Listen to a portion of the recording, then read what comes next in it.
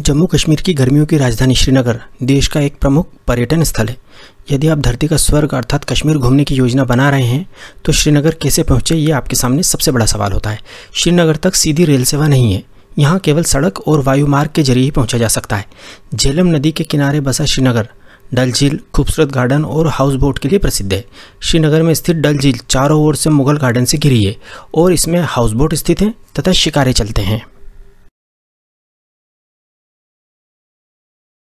गौरतलब है कि श्रीनगर सड़क मार्ग के जरिए पूरे देश से जुड़ा हुआ है। श्रीनगर बस के जरिए आसानी से पहुंचा जा सकता है। श्रीनगर तक दिल्ली, पंजाब, हरियाणा आदि कई शहरों से सीधी बस सेवा है। इसके अलावा जम्मू शहर से भी सीधी बस सेवा श्रीनगर के लिए है। सड़क के रास्ते अगर आप श्रीनगर जा रहे हैं तो आपको जम्मू होकर ही जाना होगा। श्रीनगर दिल्ली से लगभग 859 किलोमीटर दूर है तथा दिल्ली से श्रीनगर का बस का किराया लगभग 1250 रुपये है तथा 18 से 19 घंटे का समय यात्रा में लगता है। इसी प्रकार जम्मू से श्रीनगर 266 किलोमीटर दूर है तथा बस का किराया 230 रुपये है। बस द्वारा जम्मू से श्रीनगर पहुंचने में लगभग 7.5 से 8 घंटे का समय लगता है। सड़क मार्ग से श्रीनगर जाने में हालांकि समय ज़्यादा लगता है, लेकिन रास्ते में मिलने वाली प्राकृतिक खूबसूरती आपकी सारी थकान मिटा देती है। ऐसी अद्वितीय प्राकृतिक खूबसूरती का लुत्फ आप हवाई यात्रा में नहीं उठा पाएंगे।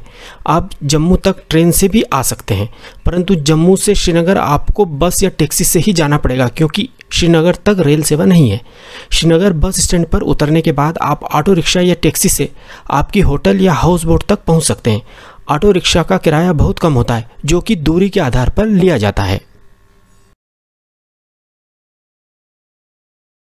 एरोप्लेन से श्रीनगर पहुंचना थोड़ा सा महंगा ज़रूर है, लेकिन सबसे बेस्ट तरीका यही है। श्रीनगर तक भारत के लगभग हर बड़े शहर से उड़ान सेवा उपलब्ध है। एरोप्लेन के जरिए दिल्ली से नॉन स्टॉप फ्लाइट से श्रीनगर पहुंचने में करीब 1.5 घंटा लगता है। यदि आप 2 से 3 महीने पहले फ़्लाइट का टिकट बुक करा लेते हैं तो दिल्ली से श्रीनगर का नॉन स्टॉप फ्लाइट का किराया केवल 2500 से 3000 रुपये पड़ता है। यदि आप 1 या 2 स्टॉप फ्लाइट चुनते हैं तो किराया और भी कम हो जाएगा। एरोप्लेन से जाने में आपका बहुत सारा समय बचता है और रास्ते में कोई परेशानी भी नहीं होती। यदि आपके साथ छोटे बच्चे हैं तो हमारा आपको सजेशन है कि आप फ़्लाइट के द्वारा ही श्रीनगर जाइए। Air Asia, Indigo, spice jet, Go Air, air India आदि एयरलाइंस दिल्ली से श्रीनगर के लिए प्रतिदिन कई उड़ानें संचालित करती हैं। श्रीनगर एयरपोर्ट पर उतरने के बाद आपको अपने होटल अथवा हाउस बोट तक जाने के लिए टैक्सी करनी पड़ेगी क्योंकि ऑटो रिक्शा तथा बस आपको एयरपोर्ट पर नहीं मिलेगी। श्रीनगर एयरपोर्ट से श्रीनगर सिटी अथवा डल झील तक का टैक्सी का किराया 700 से 800 रुपये है। आप यहाँ किराया कम करने के लिए बार्गेन नहीं कर सकते क्योंकि यहाँ टैक्सी यूनियन है तथा टैक्सी वालों की मोनोपोली है।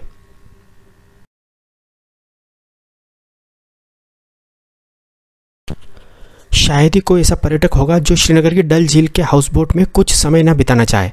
आप हाउस बोट को 1 दिन के लिए ऑनलाइन बुक कर सकते हैं अथवा श्रीनगर पहुंचने के बाद आप डल झील पर जाकर सीधे हाउस बोट बुक कर सकते हैं।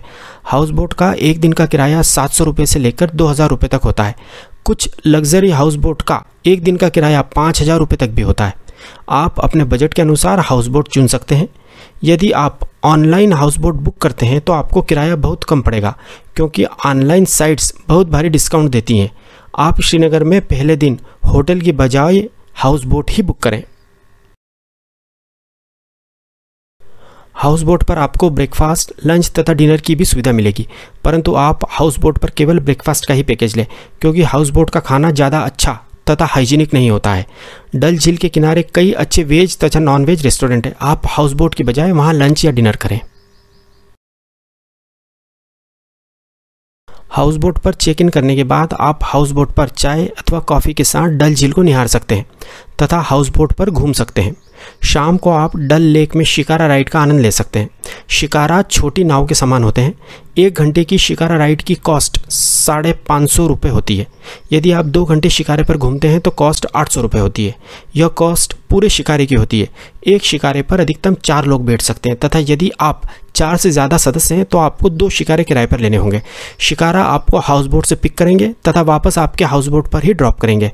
इसमें कोई दो मत नहीं है कि शिकारा पर डल झील की सैर आपको पूरे जीवन भर याद रहेगी। आप हाउस बोट के अलावा शिकारा राइड डल झील के किनारे से भी ले सकते हैं। सैकड़ों शिकारे टूरिस्ट के इंतज़ार में डल झील के किनारे पर खड़े रहते हैं। शिकारा राइड के बाद आप राधा की रसोई अथवा विशाल वैष्णो भोजनालय पर डिनर कर सकते हैं। यह दोनों रेस्टोरेंट वेजिटेरियन है, खाना बहुत स्वादिष्ट है तथा रेट भी रीजनेबल है। यह रेस्टोरेंट डल झील में हाउस बोट की श्रृंखला के पास स्थित है। रात में आप हाउस बोट से श्रीनगर की खूबसूरती निहारें, उसके बाद आप हाउस बोट में रेस्ट करें। इस प्रकार आपका खूबसूरत कश्मीर में पहला दिन समाप्त होता है। दूसरे दिन आप सुबह हाउस बोट पर ब्रेकफास्ट करें तथा अपना सामान पैक करें तथा पहलगांव के लिए प्रस्थान करें। हाउस बोट से आप नाव के द्वारा किनारे पर आएँ तथा किनारे पर सैकड़ों टैक्सी खड़ी रहती हैं। उनमें से एक को आप पहलगांव जाने के लिए बुक करें।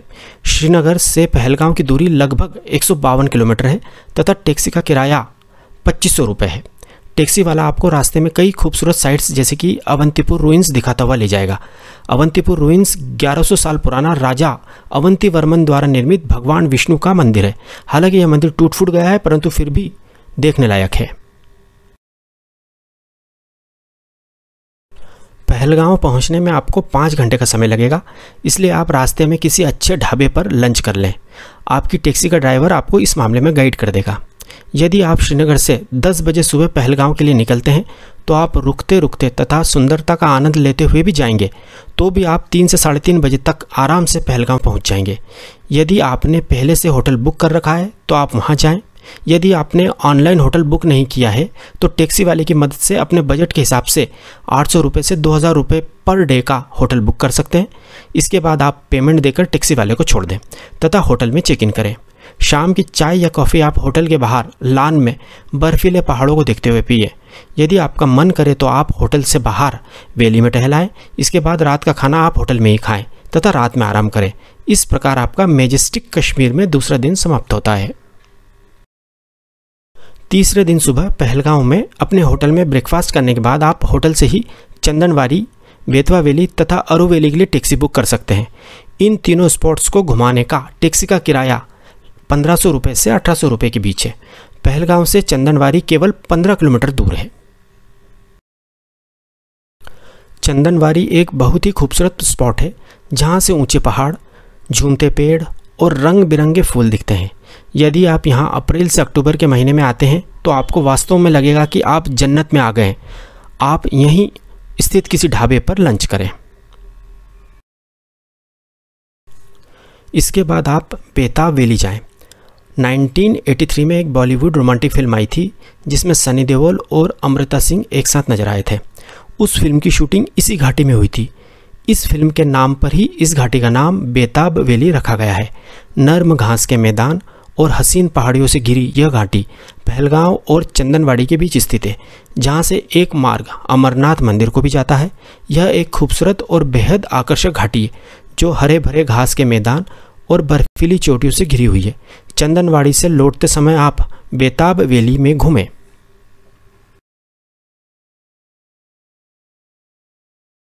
बेताब वैली के बाद आप आरू वैली जाइएगा। आरू वैली एक महत्वपूर्ण पर्यटक स्थल है। इस वैली के बीचों बीच एक नदी है जिसके किनारे आरू गांव बसा हुआ है। यहाँ आप हॉर्स राइडिंग, ट्रेकिंग आदि कर सकते हैं। इस वैली में आकर आपको स्विट्जरलैंड जैसा अनुभव होगा तथा आपका मन इस वैली से वापस जाने का ही नहीं होगा। आपका मन करेगा कि आप इसी गांव में बस जाएं। आरू वैली में आपको चाय नाश्ते की दुकानें भी मिल जाएंगी। आरू वैली के बाद आप पहलगांव घूमते हुए अपनी होटल में आ जाएं तथा रात का डिनर अपनी होटल में ही करें। चौथे दिन आप होटल में ब्रेकफास्ट करके गुलमर्ग के लिए निकलें। पहलगांव से गुलमर्ग की दूरी 140 किलोमीटर है तथा पहलगांव से गुलमर्ग पहुंचने में 4 से 4.5 घंटे का समय लगता है। आपको आपकी होटल से ही गुलमर्ग के लिए टैक्सी मिल जाएगी। होटल वाले तत्काल टैक्सी बुला देते हैं। टैक्सी का किराया 2500 से 3000 रुपये के बीच होता है। आप बार्गेन करके टैक्सी का किराया कम भी करा सकते हैं। यदि आप सुबह 10 बजे भी पहलगांव से गुलमर्ग के लिए निकलते हैं तो आप 2:30 बजे तक गुलमर्ग पहुंच जाएंगे। आप चाहें तो रास्ते में लंच भी कर सकते हैं या आप गुलमर्ग पहुंचकर अपनी होटल में लंच कर सकते हैं। यदि आपने गुलमर्ग के लिए ऑनलाइन होटल बुक की है तो वह आपको बहुत सस्ती पड़ेगी। परंतु गुलमर्ग पहुंचकर यदि आप होटल सर्च करते हैं तो होटल वाले बहुत ज़्यादा रेट बताएंगे, जो 3000 से 4000 रुपये तक भी हो सकता है, जबकि ऑनलाइन बुक करने पर उसी होटल में आपको 1500 रुपये में रूम मिल जाएगा। पूरे कश्मीर में सबसे ज़्यादा महंगे होटल गुलमर्ग में ही हैं, इसलिए यहाँ के होटल ऑनलाइन ही बुक करें, अन्यथा ये होटल वाले आपको लूट लेंगे। गुलमर्ग में होटल में चेक इन करने के बाद आप होटल के बाहर प्रकृति की गोद में चाय नाश्ते का आनंद लें तथा कुछ देर होटल के बाहर पैदल ही गुलमर्ग घुमाएं। रात में होटल में डिनर करके सो जाएं। इस प्रकार आपका कश्मीर में चौथा दिन समाप्त होता है। अगले दिन अर्थात 5वें दिन आप अपने होटल में ब्रेकफास्ट करने के बाद केबल कार राइड के लिए जाएं, जिसे कश्मीर में गंडोला राइड कहते हैं। आप पोनी अर्थात घोड़े पर बैठकर गंडोला राइड के टिकट काउंटर अर्थात स्टार्टिंग पॉइंट तक भी जा सकते हैं। आप गंडोला स्टार्टिंग पॉइंट तक अपने होटल से पैदल भी जा सकते हैं। यहाँ केवल 20 मिनट में पैदल पहुँचा जा सकता है। आप अपने बच्चों को घोड़ों पर बिठा सकते हैं। यहाँ पर आपको टैक्सी करने की कतई ज़रूरत नहीं है। गंडोला राइड के 2 फेज़ होते हैं। पहला फेज़ गुलमर्ग से कुंगदूर का होता है, इसका किराया 740 रुपये है। सेकेंड फेज़ कुंगदूर से अपर वाथ तक का होता है, इसका किराया 950 रुपये होता है। यह किराया आने तथा जाने दोनों ओर का मिलाकर होता है। यहाँ कुल 100 केबल कार है। एक केबल कार 6 लोगों को ले जाती है। केबल कार पहले फेज़ में अर्थात कुंगदूर तक 2600 मीटर की ऊंचाई तक ले जाती है। इसमें 9 मिनट का समय लगता है। यदि आप सेकेंड फेज़ अर्थात अपर वात तक जाना चाहते हैं तो केबल कार आपको 3747 मीटर तक ऊपर ले जाती है। यहाँ पहुँचने में लगभग 12 मिनट लगते हैं। गंडोला राइड से फेज़ 1 या फेज़ 2 पर उतरकर स्नो एक्टिविटीज़ को एंजॉय किया जा सकता है। अब पर्यटकों के मन में यह सवाल उठता है कि फ़ेज़ 1 पर जाएं या फ़ेज़ 2 पर।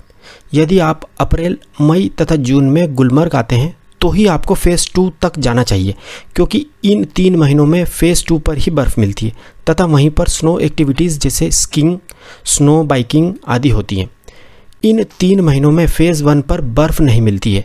अन्य सभी महीनों में फ़ेज़ 1 तक ही जाना चाहिए, क्योंकि सारी स्नो एक्टिविटीज़ फ़ेज़ 1 पर ही होती हैं, फ़ेज़ 2 पर नहीं। कुंगदूर अथवा अपरवाथ में स्नो एक्टिविटीज़ करने के बाद आप गंडोला से वापस गुलमर्ग आ जाएं। रात का खाना आप अपने होटल में ही खाएं तथा आराम करें, क्योंकि आप स्नो एक्टिविटीज़ के बाद बहुत ज़्यादा थक जाएंगे। एक महत्वपूर्ण बात, गुलमर्ग अपनी स्नो एक्टिविटीज़ के लिए देश भर में फेमस है। यदि आप अप्रैल, मई तथा जून में कश्मीर घूमने का प्लान बना रहे हैं तो आपको स्नो केवल गुलमर्ग में ही मिलेगा, तथा वह भी कुंगदूर अथवा अपरवाथ में।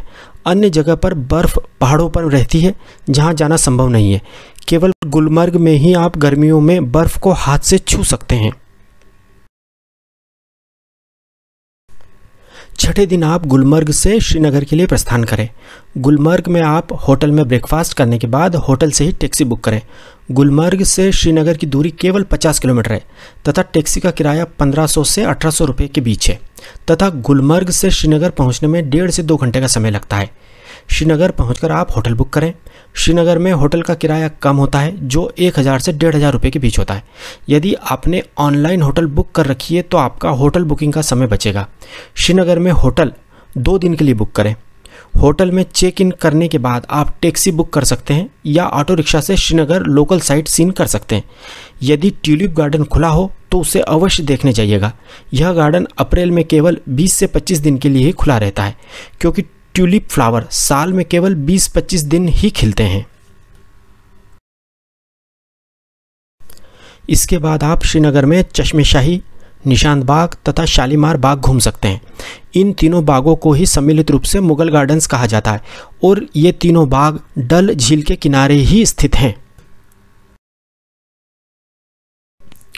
इसके बाद आप श्रीनगर में डल लेक के किनारे स्थित किसी अच्छे रेस्टोरेंट में लंच कर सकते हैं। लंच के बाद आप शंकराचार्य टेम्पल देखने जाएं। लौटते समय आप श्रीनगर का हार्ट कहलाने वाला लाल चौक देखें तथा यदि आप शॉपिंग करना चाहें तो लाल चौक पर आप यह कर सकते हैं। इस चौक पर कभी कभी शुक्रवार के दिन पत्थरबाजी भी हो जाती है। यदि ऐसी स्थिति हो तो आप लाल चौक को देखना स्थगित भी कर सकते हैं। बाकी पूरा कश्मीर पर्यटकों के लिए पूरी तरह सुरक्षित है। इसके बाद आप डिनर करके रात में अपने होटल में विश्राम करें। अगले दिन अर्थात 7वें दिन आप जल्दी ब्रेकफास्ट कर लें तथा टैक्सी बुक करके सोनमर्ग के लिए निकलें। सोनमर्ग श्रीनगर से 81 किलोमीटर दूर है तथा सोनमर्ग पहुंचने में 3 घंटे का समय लगता है। श्रीनगर से सोनमर्ग जाने तथा वापस आने का टैक्सी का अधिकतम किराया 2500 रुपये होता है। सोनमर्ग के लिए आप सुबह 8 बजे तक निकल जाएं ताकि आप सोनमर्ग 11 बजे तक पहुंच जाएं। सोनमर्ग को मीडोज ऑफ गोल्ड अर्थात सोने की घास वाली जगह कहते हैं। सोनमर्ग में आप पोनी राइड का आनंद उठाएं।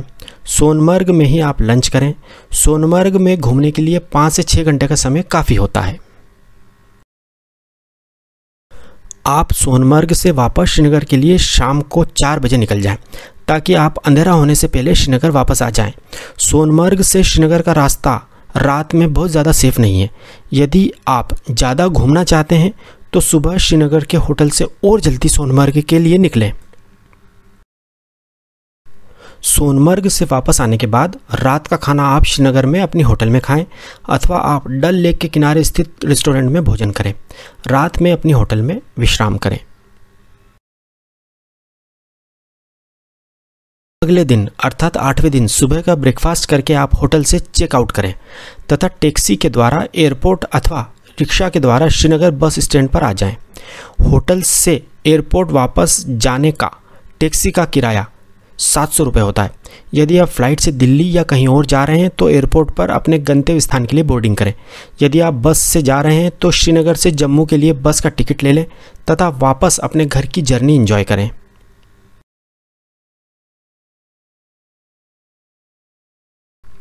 अब हम 8 दिन की इस कश्मीर यात्रा के कुल खर्च पर बात करते हैं। 4 लोगों का दिल्ली से श्रीनगर तथा रिटर्न श्रीनगर से दिल्ली का फ्लाइट का किराया 20,000 रुपये। 4 लोगों का 8 दिन का टैक्सी का कुल किराया 14,000 रुपये। 4 लोगों का 8 दिन का होटल तथा हाउस बोट का किराया 14,000 रुपये।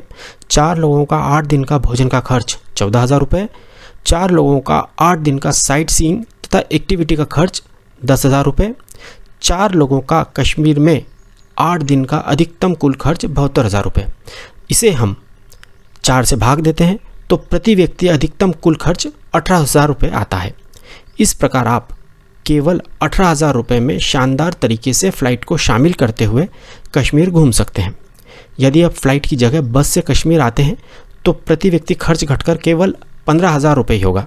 यदि आप ऑनलाइन होटल बुक कर लेते हैं तो होटल का खर्च 14,000 रुपये से घटकर केवल 9,000 रुपये ही आएगा। तो अब इंतज़ार मत कीजिए, जल्दी ही कश्मीर घूमने का प्लान बनाइए और अधिक जानकारी के लिए हमें मैसेज करें। यदि आपको हमारी जानकारी सही तथा उपयोगी लगी हो तो हमारे चैनल एक्सप्लोर इंडिया विद विकास को सब्सक्राइब ज़रूर कीजिएगा। Thank you.